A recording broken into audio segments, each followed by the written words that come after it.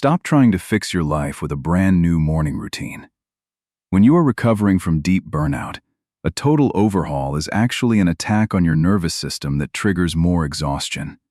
Are you feeling guilty for being unproductive after months of burnout? The harder you push to get back on track, the further you push yourself into collapse. Your brain is not lazy. It is protecting you from perceived threats. Real recovery starts by abandoning productivity milestones and focusing on neurological safety through tiny, low-friction micro-adjustments instead. We are dismantling the grand ambitions and replacing them with sensory regulation and stable anchors that respect your current cognitive limits. To rebuild your routine, we have to prioritize nervous system stability over rigid schedules. Learn how to implement low-friction anchors that bypass the burnout response, allowing you to regain control. This is how to slowly rebuild your routine after a long period of burnout. Recovery begins by abandoning the aggressive overhaul for the micro-adjustment, focusing on neurological safety over productivity milestones.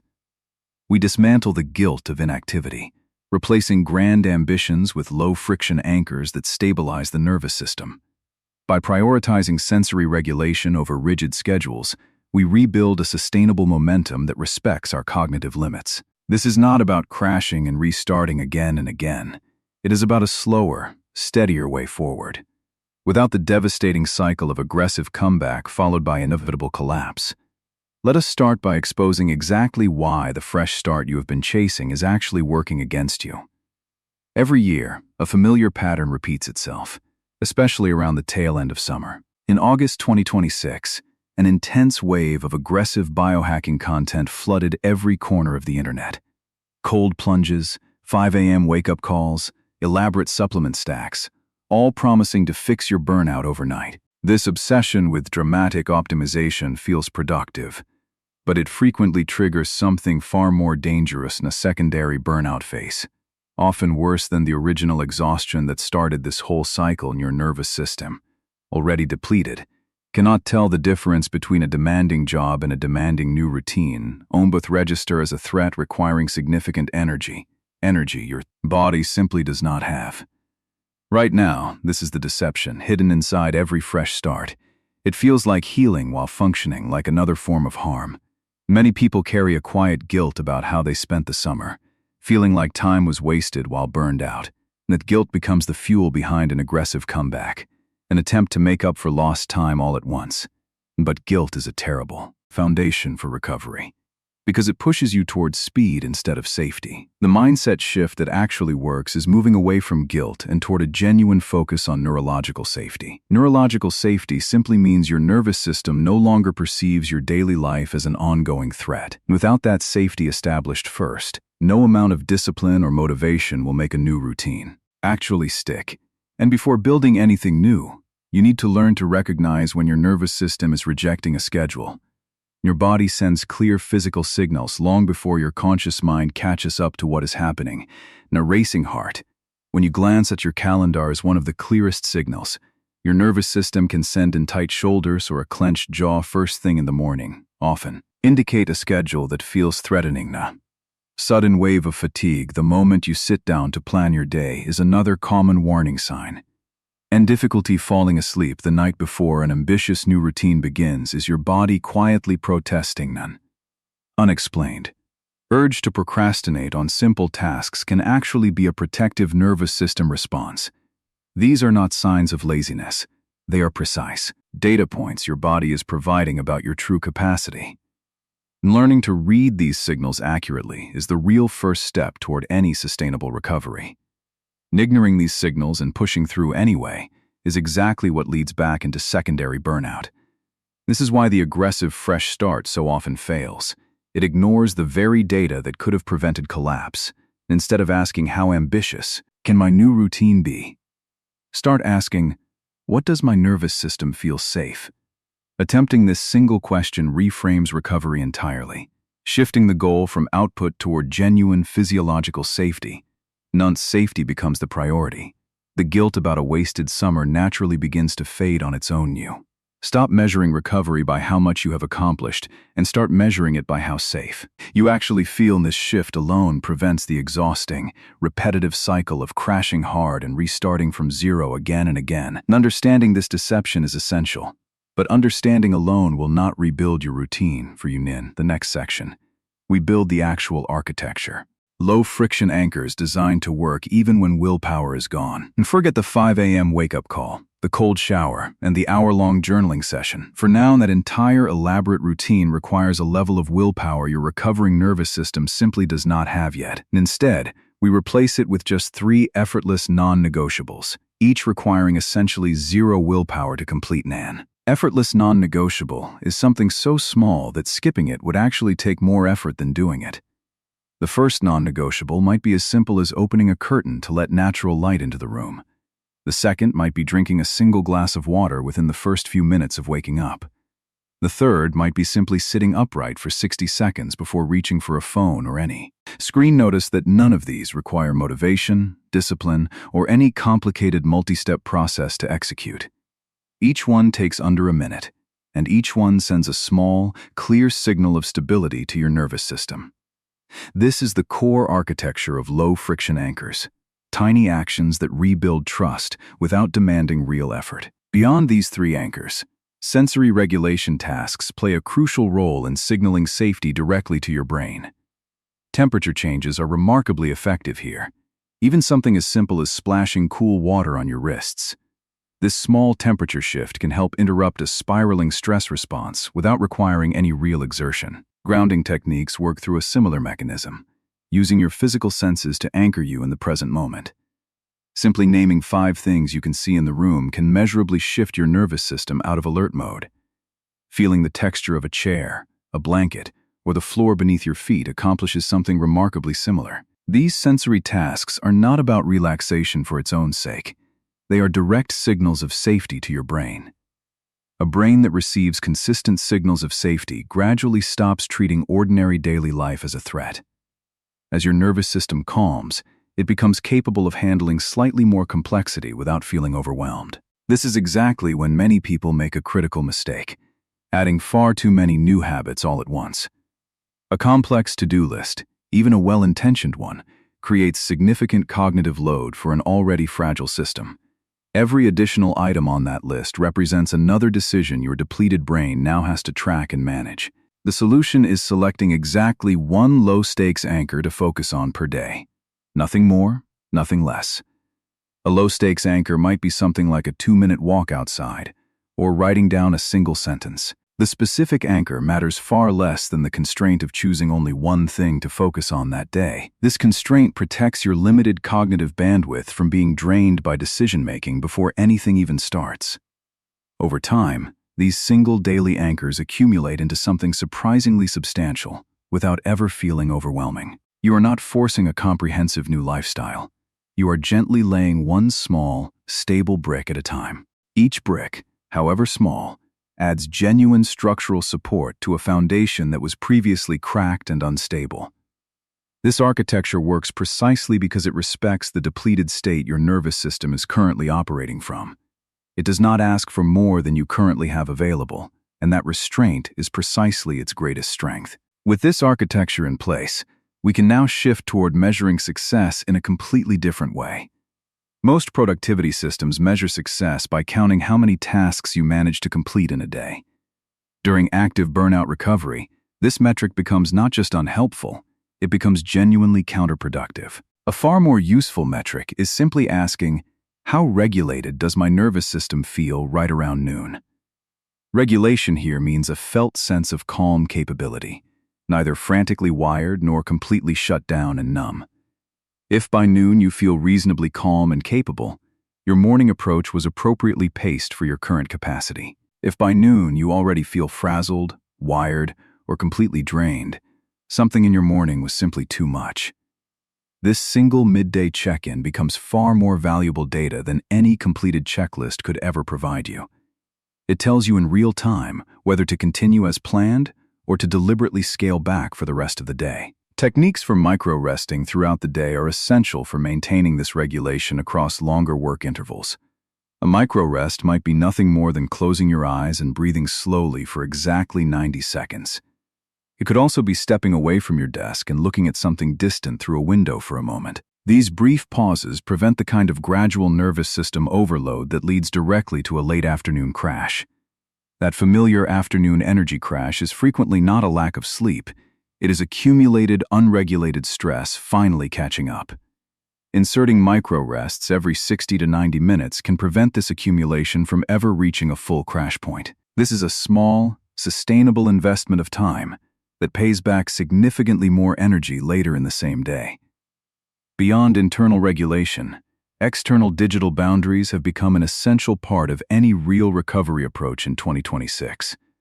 Modern digital platforms are more sophisticated than ever at capturing and holding your limited remaining attention. For someone recovering from burnout, this constant stimulation directly competes with an already depleted dopamine reserve.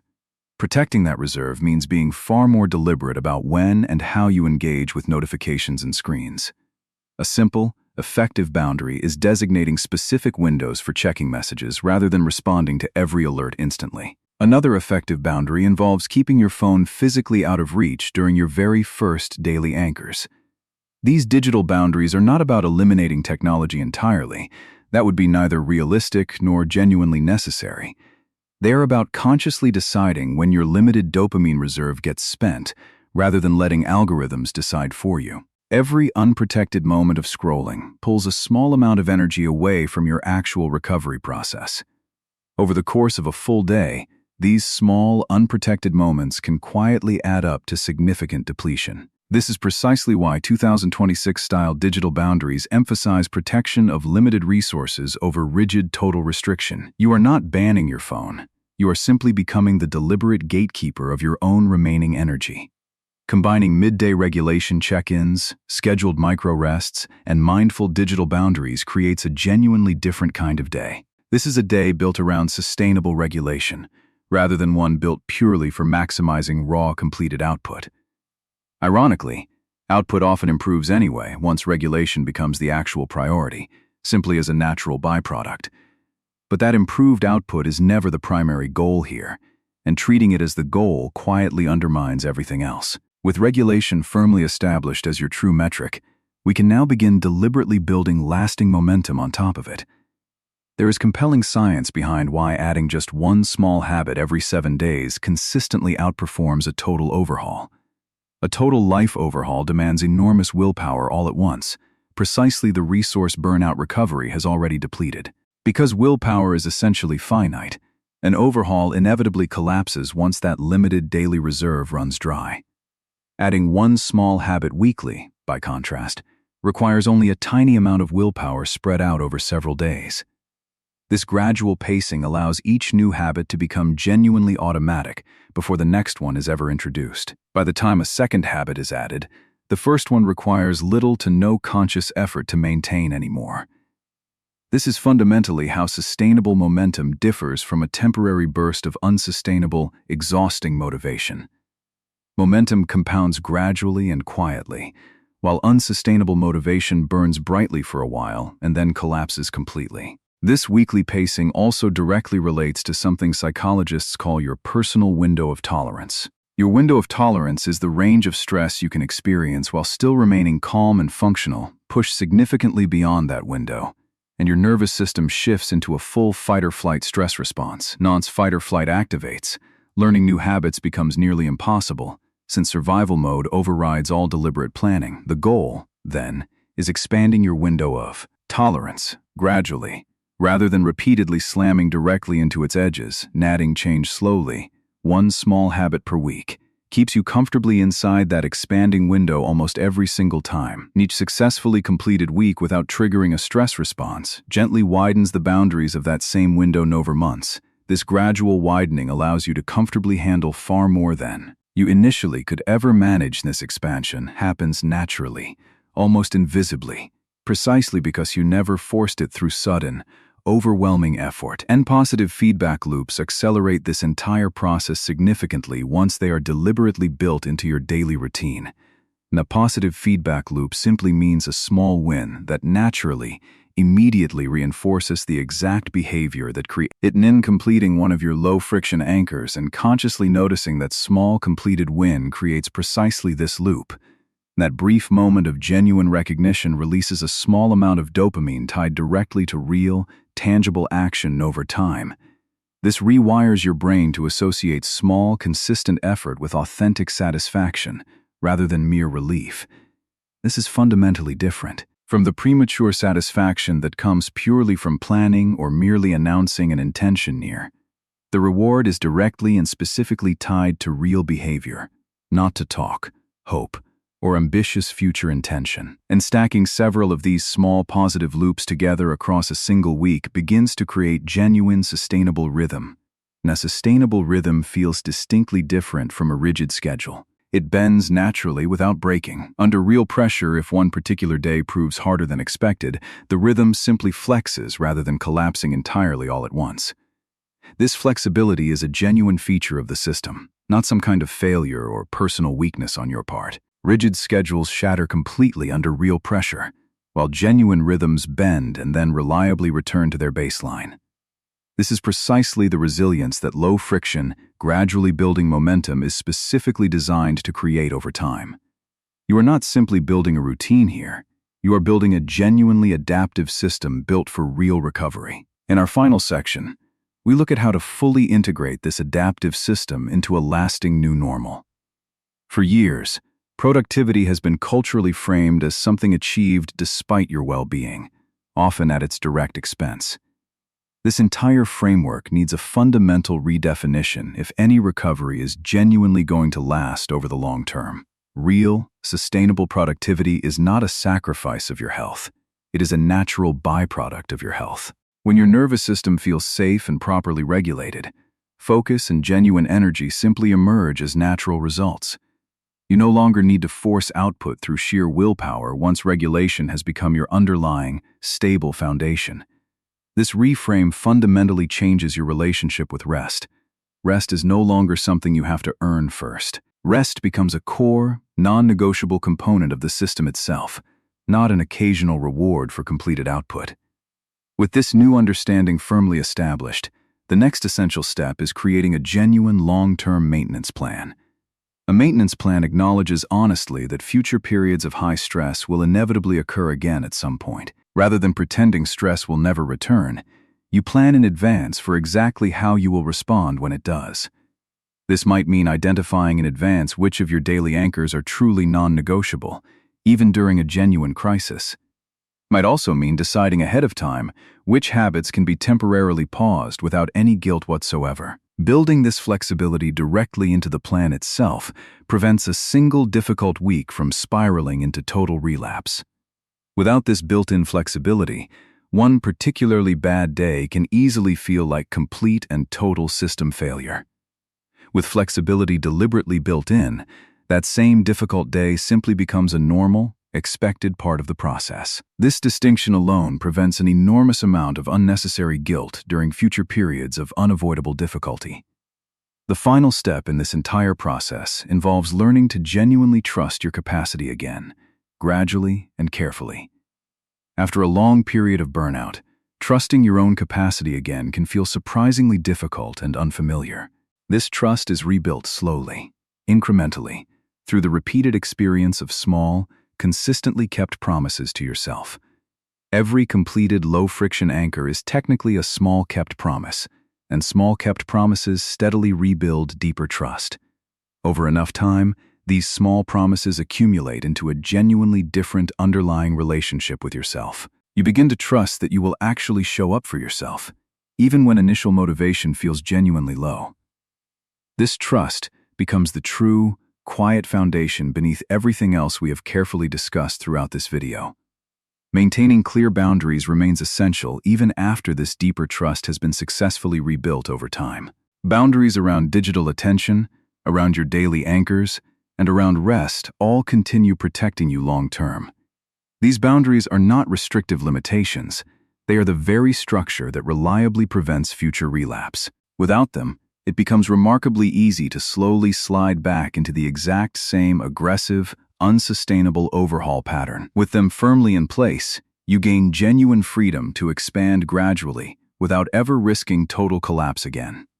This is the essential difference between temporary recovery and truly lasting, durable transformation over the long term. Temporary recovery fades quietly the moment life inevitably gets stressful or genuinely difficult again in the future. Lasting transformation, by contrast, bends flexibly under that same pressure and then reliably returns to its stable baseline. This is what integrating the new normal genuinely means: a sustainable rhythm built to last well beyond any single recovery. You do not need a brand new morning routine, and you certainly do not need another aggressive total overhaul. What you actually need is neurological safety, low-friction anchors, and genuine patience with your own current process. Start tomorrow with just one effortless non-negotiable, something so small that skipping it would take more effort than doing it. Notice how your nervous system responds to that single, small action before adding absolutely anything else on top of it. Check in honestly with yourself around noon and simply ask, how regulated do I genuinely feel right now? Let that honest answer guide the rest of your day, rather than any predetermined, rigid checklist you made earlier. Add exactly one small new habit next week, no sooner, and notice how this pacing genuinely feels completely different. You are not behind schedule, and you were never actually lazy throughout any of this entire process. Your nervous system was doing exactly what it was designed to do, protecting you from a genuinely perceived threat. Now you have the tools to gently expand your capacity without ever triggering that same protective threat response again. This is not a race back to who you were before burnout ever happened in the first place. It is a careful, deliberate rebuilding into someone considerably more sustainable and resilient than you were before. Some weeks will genuinely feel easier than others, and that natural variation is now fully built into this entire system. The difference now is that you have a flexible framework to work with, rather than only sheer willpower to rely on. You understand exactly why the aggressive fresh start was quietly working against your recovery all along. You understand precisely how low-friction anchors bypass willpower while still steadily rebuilding genuine structure over time. You understand why regulation matters more than raw output, especially during this particular, sensitive phase of recovery. And you understand how gradual momentum, paced deliberately week by week, reliably outperforms any single dramatic overhaul. Rebuilding your routine after a long period of burnout was never supposed to happen quickly, and now you know precisely why. It happens one small anchor at a time, one regulated day at a time, one flexible week at a time. Trust this slower pace completely, even when visible progress feels frustratingly quiet or barely noticeable some days. Your capacity is not lost forever. It is being carefully and deliberately rebuilt right now, one small brick at a time. How to slowly rebuild your routine after a long period of burnout begins with this very next small, gentle step. Choose one small anchor, protect your nervous system daily, and let sustainable momentum build itself gradually over time.